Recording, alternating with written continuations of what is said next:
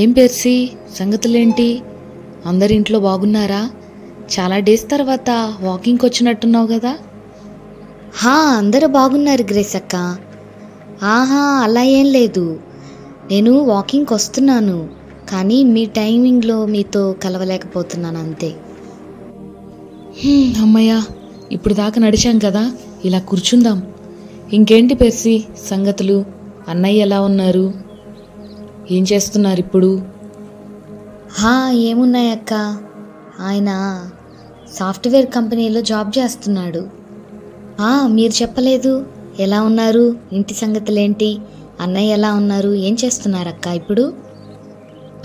దేవుని దయ వల్ల అందరం బాగున్నాం పెర్సీ. ఆయన బ్యాంక్లో ఆఫీసర్గా వర్క్ చేస్తున్నారు. అడగడం మర్చిపోయానక్క, నాలాగే మీకు కూడా పాప బాబు ఉన్నట్టున్నారు కదా, వాళ్ళు ఏం చదువుతున్నారు ఇప్పుడు? అవునవును పెర్సీ, అమ్మాయి వచ్చి 6th క్లాసు, అబ్బాయి 8th క్లాస్ చదువుతున్నాడు. మరి మీ పిల్లలు ఏం చదువుతున్నారు పెర్సీ? అక్క, అమ్మాయి ఏమో 5th క్లాస్ చదువుతుంది, అబ్బాయి ఏమో 7th క్లాస్ చదువుతున్నాడు ఇప్పుడు. వారితోనే అయిపోతుంది అక్క, వారితోనే ఎగలేకపోతున్నాను అసలు. అవునవును పెర్సీ, మా పిల్లలు కూడా సేమ్ అంతే. చాలా అల్లరి ఎక్కువైపోతుంది. ఫోన్స్ పట్టుకొని గేమ్స్ అంటారు, అసలు మాట వినట్లేదనుకో.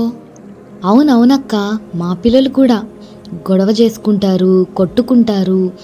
చర్చికి రమ్మంటే అస్సలు రావట్లేదు. అవును పెర్సీ, సరే మరి ఇక వెళ్తాను, మళ్ళీ కలుద్దాంలే. క్యారియర్ రెడీ చేయాలి కదా, మా హస్బెండ్కి చేయాలి, పిల్లలిద్దరికి కూడా చేయాలి. ఓకే గ్రేస్ అక్క, నేను కూడా పిల్లల్ని పంపించాలి కదా. అలాగే ఉంటాను. క్యారియర్ రెడీ చేసేసానండి, జాగ్రత్తగా వెళ్ళండి. ఓకే గ్రేసీ, ఈరోజు కొంచెము లేట్ అవుతుంది, బ్యాంక్లో కొంచెం వర్క్ ఉంది. పిల్లల్ని జాగ్రత్తగా పంపించేయి స్కూల్ వ్యాన్లో. సరే, వెళ్ళొస్తాను. ఓకే అండి, సాయంత్రం మీరు వచ్చిన తర్వాత పిల్లల గురించి కూడా కొంచెం మీతో మాట్లాడాలి. చిక్కు, ప్రేయర్ చేసుకున్నావా?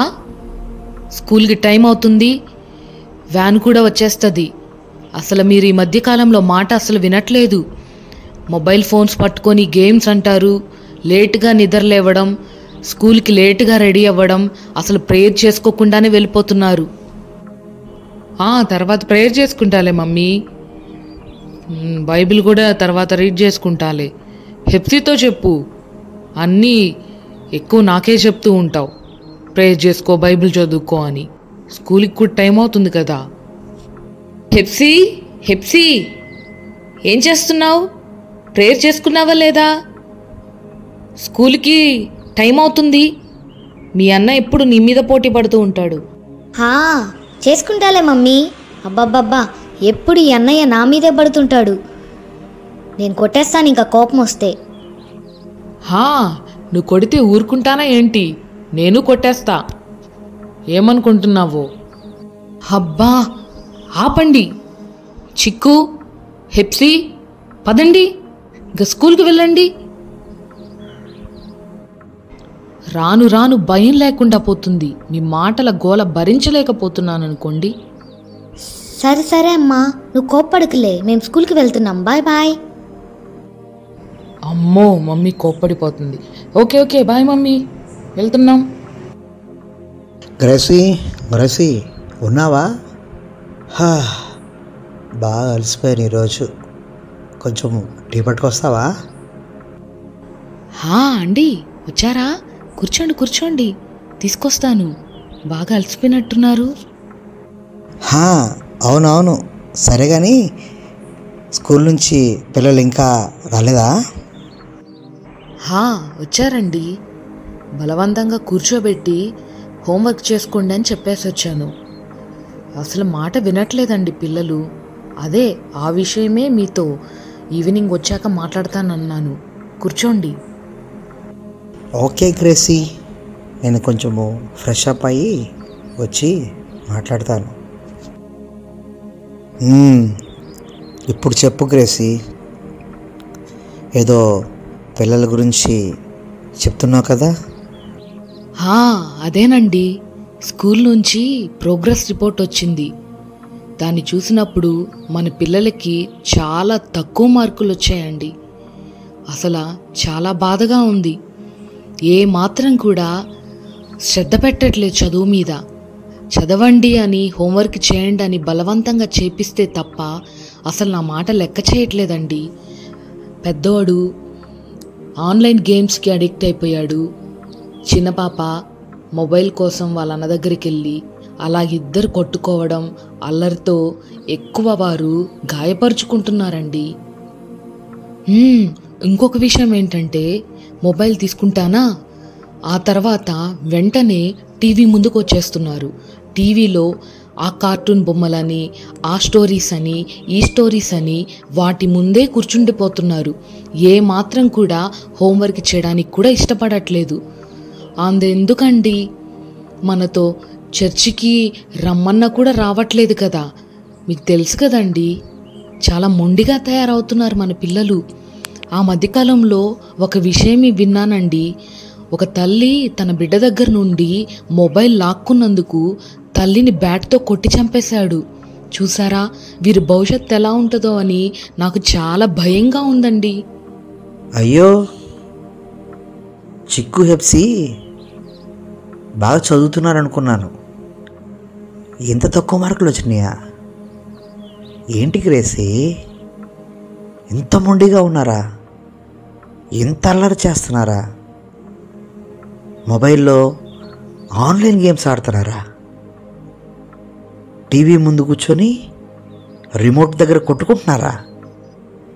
బొమ్మలు చూస్తూ ప్రార్థన చేసుకోవట్లేదా? వాక్యం కూడా చదవట్లేదా? ఇన్ని కంప్లైంట్సా ఒకేసారి? అవునవును, ఈ మధ్యకాలంలో మందిరానికి కూడా రావట్లేదు. మరి వీళ్ళని ఎలా పెంచాలి? వీళ్ళ భవిష్యత్తు ఏంటి? దాని గురించి ఆలోచిస్తేనే భయం వేస్తుంది. ఇప్పుడు నుంచే మనము జాగ్రత్త పడాలి గ్రేసి, లేకపోతే మన చేదాటిపోతారు. అవునండి. అన్నట్టు ఇందాక మీరు ఆఫీస్ నుంచి వచ్చే ముందే పిల్లలిద్దరు కొట్టుకున్నారు. పెద్దవాడు చిన్న పాపను కొట్టేలోపు ఆ అమ్మాయి గాయమైంది. దానికి కట్టుకట్టించి తీసుకొని వచ్చానండి. అవునా? అయ్యయ్యో, ఏంటి ప్రభువా? ఏది, ఎక్కడున్నారు వాళ్ళు? అమ్మా, చిక్కు, హెప్సీ, ఇలా రండి. వస్తున్నాం డాడీ. ఉండు, డాడీతో నిన్నే చెప్పేస్తా. నన్ను ఇంత కొట్టావు కదా, చెప్తా నాకు. చెప్పుకో, నేను చెప్తా. ఏంటేంటి చిక్కు, హెప్సీ, రమ్మని చెప్పానా? వచ్చే లోపల గొడవ స్టార్ట్ చేశారా? మీకు అసలు భయం లేకుండా పోతుంది.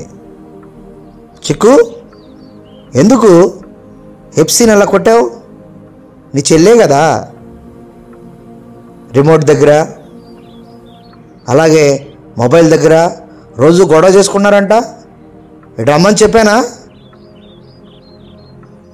ఇప్పుడే మీరు ఇలా ఉంటే రానున్న దినాల్లో అన్నా చెల్లెల మధ్య ప్రేమ చలారిపోద్దేమో, శత్రుత్వం పెరిగిపోద్దేమో. భయమేస్తుంది మీ గురించి ఆలోచిస్తే. లేదు డాడీ, కొట్టలేదు డాడీ. రిమోట్ లాక్కుంటూ ఉంది, నా కోపం వచ్చి ఆ రిమోట్ని విసిరి కొట్టాను, తలకు తగిలింది డాడీ. అంతేగాని కొట్టలేదు డాడీ. నేను కాదు డాడీ, కావాలని కొట్టాడు నన్ను. నేనంటే చాలా కోపం అన్నయ్యకి. నా మీద అన్ని విషయాల్లో పోటీ పడుతూనే ఉంటాడు. ఏడవద్దమ్మా ఎఫ్సీ. రే చిక్కు, వినండి, ఇక నుంచి చర్చికి మాతో మీరు రావాలి. మేము ప్రేమిస్తామంటే మా ప్రేమని అలుసుగా తీసుకుంటున్నారు. మీరు మొండిగా తయారవుతున్నారు. అందరు చూడు ఎలా ఉన్నారో, మీరు చూడు ఎలా తయారవుతున్నారో. దేవుడు నమ్ముకున్నందుకు ప్రార్థన లేదు, వాక్యం లేదు, మొబైల్ అని, టీవీ అని జీవితాన్ని వెళ్ళబూస్తూ ఉన్నారు.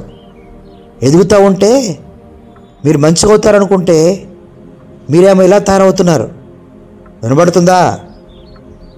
నా ఉద్యోగాలు నేను బిజీగా ఉంటే అమ్మ మాట వినట్లేదు, నా మాట వినట్లేదు. ఇలా మొండి వైఖరి మార్చుకోకపోతే మీకు భవిష్యత్తు ఉండదు. సరేనా?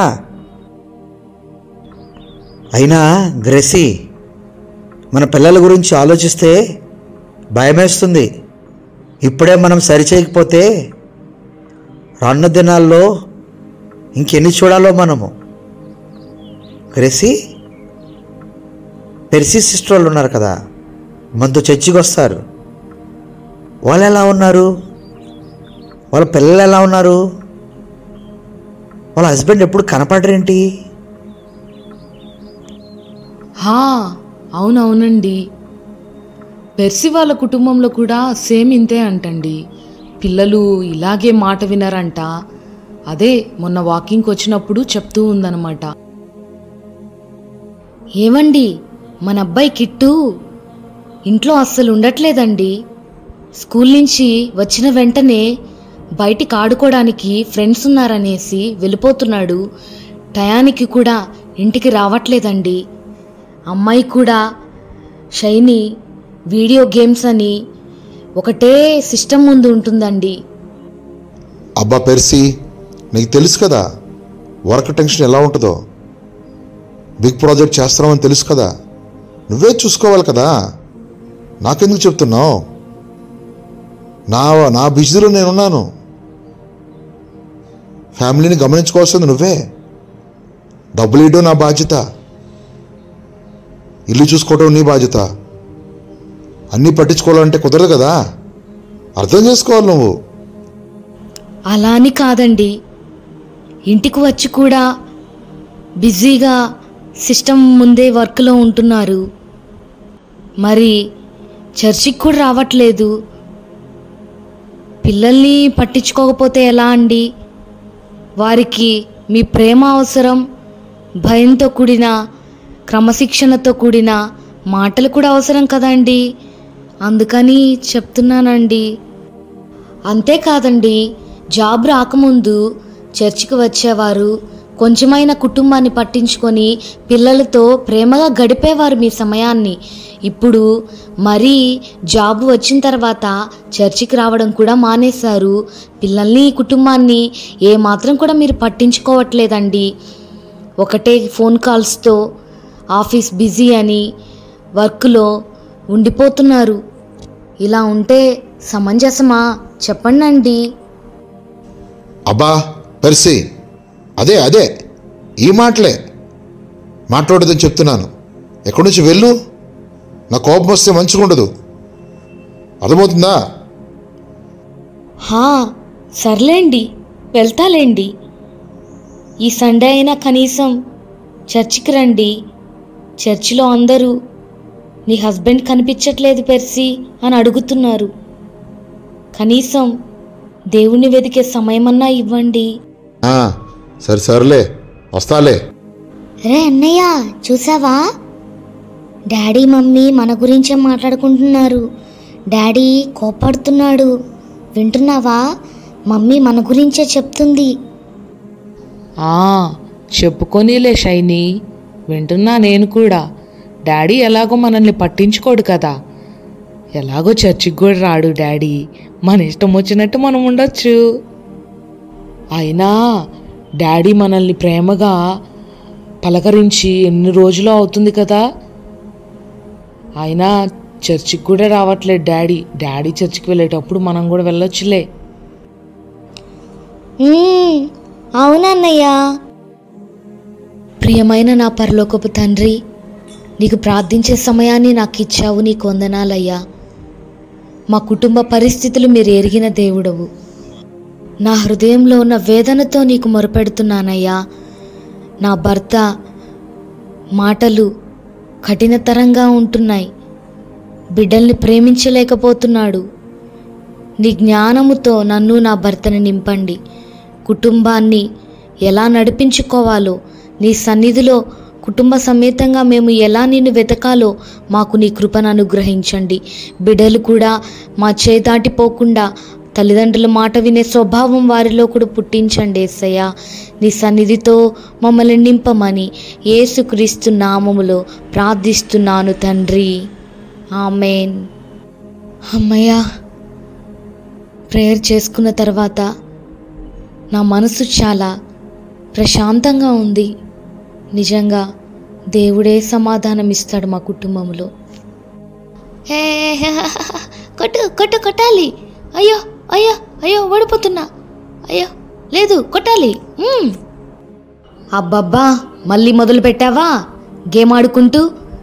కనీసం స్టడీ మీద కూడా ఇంత ఇంట్రెస్ట్ లేదు, కానీ గేమ్స్ ఆడేస్తున్నావు ఎక్కువ షైనీ. నువ్వు ఇలా మంచిది కాదమ్మా. అరే అజయ్, నేను గ్రౌండ్కి వస్తున్నాను. మ్యాచ్ ఆడదాం, రెడీగా ఉండండి. మన ఫ్రెండ్స్ అందరిని గ్యాదర్ చేయరా, బెట్టింగ్ మ్యాచ్ ఆడుతాం. ఓకేనా? Okay, bye bye. మళ్ళీ మా మమ్మీ చూసిందనుకో నన్ను వదిలిపెట్టదు. వచ్చేస్తున్నా. కిట్టు కిట్టు, ఏం చేస్తున్నావురా అక్కడ? ఎవరితో వచ్చేస్తున్నా అంటున్నావు? ఈ మధ్య బాగా నేర్చుకుంటున్నావు, చెప్పకుండా వెళ్ళిపోవడం. ఏం లేదమ్మా, ఏం లేదు. ఊరికే అంటే ఆ నోట్బుక్ తీసుకొని వద్దామని ఫ్రెండ్ దగ్గరికి వస్తానని చెప్తున్నానమ్మా. ఈ మధ్య అబద్ధాలు చెప్పడం బాగా నేర్చుకున్నావురా కిట్టు. దేవుడు చూస్తున్నాడు, జాగ్రత్త. Praise the lord. The voice of the Bible చర్చ్కి మీ అందరికీ ఆహ్వానం. ఈరోజు మనము తెలుసుకోబోయే అంశం ఏంటంటే, మీ పిల్లల్ని దేవుని మార్గంలో ఎలా పెంచాలి. చాలామంది క్రైస్తవ కుటుంబాల్లో వారి యొక్క పిల్లల్ని పెంచే దాంట్లో తప్పిపోతూ ఉన్నారు. తల్లిదండ్రులకి లోబడినటువంటి పిల్లలు, తల్లిదండ్రుల్ని ఎదిరించే పిల్లలు, దేవుని మార్గంలో నడవకుండా లోక మార్గాన్ని ఎంచుకొని లోకంలో జీవిస్తూ అనేక వ్యసనాలకి బానిసలైపోతున్నటువంటి పిల్లలు మనము చూస్తూ ఉన్నాం. దేవుని యొక్క సంఘానికి తల్లిదండ్రులుగా మీ బిడ్డల్ని తీసుకురాకపోవటం, వాళ్ళు మీతో రాకపోవటం కూడా వాళ్ళ మొండితనానికి సూచిస్తూ ఉంది. వారి యొక్క నడతలు మొబైల్కి బానిసై, చదువులో ముందుకు రాలేక,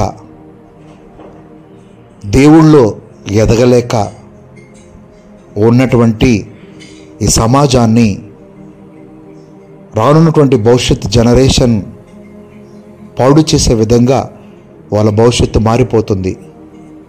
ప్రియమైనటువంటి దేవుని కుటుంబస్తులారా, బిడలారా, దేవుని యొక్క చిత్తానుసారంగా మన యొక్క బిడల్ని పెంచుతున్నామో లేదో చూసుకోవాలి. లేఖనానుసారముగా మనము తల్లిదండ్రులుగా ఉన్నామో లేదో కూడా చూసుకోవాలి. ఈరోజు తల్లిదండ్రులు కూడా బిడల్ని పట్టించుకోకుండా ఉన్నటువంటి రోజుల్లో మనం ఉన్నాం. వాళ్ళ బిజీ షెడ్యూల్ వల్ల కుటుంబానికి ఉపయోగపడకుండా, వాళ్ళ ఇష్టమైన త్రోవలు ఎంచుకొని వారి యొక్క పిల్లల యొక్క ప్రేమ అర్థం చేసుకోకుండా, వాళ్ళు ప్రేమించకుండా కుటుంబంలో ఎడబాటు అనేది ఈ సమాజంలో ఉండటం చూస్తూ ఉన్నాం. అయితే మీరు గమనించాల్సినటువంటి ఒక విషయం ఏంటంటే, దేవుడు గర్భఫలాన్ని మీకు ఎందుకు ఇచ్చాడు, ఎందుకు మీకు బిడ్డల్ని అనుగ్రహించాడు అని మీరు బైబిల్లో చూసినట్లయితే, దేవుని యొక్క వాక్యంలో రాయబడినటువంటి మాట కీర్తన గ్రంథము 127వ అధ్యాయము 3 నుంచి 5 వచనాల్లో రాయబడినటువంటి మాటలు మనము చదువుకుందాం. కుమారులు యెహోవా అనుగ్రహించు స్వాస్యము, గర్భఫలము ఆయన ఇచ్చు బహుమానమే. యవన కాలమందు పుట్టిన కుమారులు బలవంతుని చేతిలో బాణం వంటివారు. వారు తన అంబుల పొది నింపుకొనినవాడు ధన్యుడు. అట్టివారు సిగ్గుపడక గుమ్మములలో తమ విరోధులతో వాదించుదురు. ప్రియమైనటువంటి దేవుని బిడ్డలారా, ఈ చదవబడినటువంటి లేఖనాల్లో గర్భఫలము ఆయన ఇచ్చు బహుమానము. ఈరోజు నీకు బిడ్డలనిచ్చాడు అంటే అది దేవుడు ఇచ్చిన బహుమానాన్నే. ఆ బహుమానాన్ని జాగ్రత్తగా కాపాడి పెంచవలసినటువంటి బాధ్యత తల్లిదండ్రుల మీద చాలా ఎక్కువగా ఉంది. లోకము చెడిపోతుందంటే దానికి కారణము సరైనటువంటి జనరేషన్ని మనము తయారు చేయకపోవటమే. అందుకే దేవుని వాక్యములో ఆయన గర్భఫలం ఇచ్చింది. ఎందుకంటే దేవుని కోసము మన బిడ్డల్ని తయారు చేయటానికి, దేవుని యొక్క వాక్యములో పెంచటానికి, దేవుని జ్ఞానంతో నింపటానికి, దేవుని యొక్క సహవాసంలో మీ బిడ్డలు ఎదిగినప్పుడు దేవుడు వారిని ప్రయోజకులుగాను ఆశీర్వాదకరంగాను దేశానికి ఉపయోగకరంగాను మారుస్తాడని ఏమాత్రము సందేహం లేదు. ప్రియమైనటువంటి దేవుని బిడ్డలారా, దేవుని వాక్యంలో రాయబడిన ఇంకొక మాట, బాలుడు నడవలసిన త్రోవను వానికి నేర్పము, వాడు పెద్దవాడైనప్పుడు దాని నుండి తొలగిపోడు. సామెతల గ్రంథము 22వ అధ్యాయము 6వ వచనము. ప్రియమైనటువంటి దేవుని కుటుంబమా, మనం నేర్చుకోవాల్సింది ఏంటంటే చిన్నతనంలోనే వారి నడవలసిన త్రోవను తల్లిదండ్రులు నేర్పించాలి. అప్పుడు పెద్దవారైనప్పుడు దేవుని యొక్క చిత్తాన్ని నెరవేర్చేవారుగా, దేవుని యొక్క అడుగుజాడలో నడిచేవారిగా వాళ్ళు మారిపోతారు. మీ బిడ్డలు ఈరోజు అనేక వాటికి బానిసలవుతారంటే దానికి కారణము వారు నడవలసిన త్రోవలో వారిని నడిపించకపోవటమే. తల్లిదండ్రులుగా ఒక మాదిరిగా మీరు ఉండకపోవటమే. మీరు ఒక రోల్ మోడల్గా ప్రార్థన ఆత్మ కలిగి, వాక్యము కలిగి, సహవాసం కలిగి ఉండకపోవటమే. నేటి దినాల్లో మనం చూసినట్లయితే దేవుని యొక్క మార్గంలో నడిపింపకపోవటం వల్ల అనేక వ్యసనాలకి బానిసలవుతున్నారు. వీడియో గేమ్స్ అని, టీవీ అని, కార్టూన్స్ అని, మొబైల్లో వచ్చే అనేక కార్టూన్స్కి బానిసైపోతున్నారు. కారణం తల్లిదండ్రుల యొక్క ప్రేమ కరువు అవటం, తల్లిదండ్రులు వాళ్ళ బిడ్డల్ని సంఘానికి తీసుకురాకపోవటం, దేవునిలో పెంచకపోవటం, వాళ్ళు కూడా రాకపోవటం, ఇవన్నీ కూడా వేరే మార్గాల్ని వాళ్ళని ఆకర్షించి ఆ మార్గాల్లోకి ఎంటర్ అయ్యే విధంగా సాతానుడు ఆకర్షిస్తూ ఉన్నాడు. ప్రియమైనటువంటి దేవుని బిడ్డలారా, నీ బిడ్డల్ని దేవుని మార్గంలో పెంచటానికి దేవుడు నీకు పిల్లల్ని ఇచ్చాడు. అది మీ బాధ్యత అయి ఉంటుంది. దేవుని యొక్క వాక్యంలో నుంచి యెషయా గ్రంథము 54వ అధ్యాయము 13వ వచనము చూసినట్లయితే, నీ పిల్లలందరూ యెహోవా చేత ఉపదేశము నొందుదురు, నీ పిల్లలకు అధిక విశ్రాంతి కలుగును. యెహోవా ఉపదేశము కింద నీ బిడ్డల్ని ఎప్పుడైతే తీసుకొని వస్తావో దేవుడు వారికి ఉపదేశం ఇస్తాడు. వాక్యములో, ప్రార్థనలో ఉన్న శక్తిని వాళ్ళు తెలుసుకుంటారు. అప్పుడు వారు చదువులోనూ, బయట ఉన్నటువంటి ప్రతి పరిస్థితుల్లోనూ, బయట నుంచి వచ్చే ప్రతి దాన్ని కూడా ఎదుర్కొని విశ్రాంతిలో, విజయంలో జీవిస్తారని లేఖనాల్లో చూస్తూ ఉన్నాం. తల్లిదండ్రులుగా బిడ్డల యొక్క క్షేమాన్ని కోరుకునేవారిగా మనము ఉండాలని ఇజ్రాయేలు ప్రజలతో దేవుడు వాళ్ళ పిల్లల్ని ఎలా పెంచాలో ఆజ్ఞాపించాడు. ద్వితీయోపదేశకాండము 6వ అధ్యాయము 6 నుంచి 9 వచనాలు చదువుకుందాం. నేడు నేను నీకు ఆజ్ఞాపించు ఈ మాటలు నీ హృదయములో ఉండవలను. నీవు నీ కుమారులకు వాటిని అభ్యసింపచేసి నీ ఇంట కూర్చున్నప్పుడు, త్రోవ నడుచున్నప్పుడు, పండుకొనినప్పుడు, లేచినప్పుడు వాటిని గురించి మాట్లాడవలను. సూచనగా వాటిని నీ చేతి కట్టుకొనవలను. అవి నీ కనుల నడుమ బాసికం వలె ఉండవలను. నీ ఇంటి ద్వారబంధముల మీద, నీ గుమ్మముల మీద వాటిని రాయవలనని వాక్యంలో మనం చూస్తూ ఉన్నాం.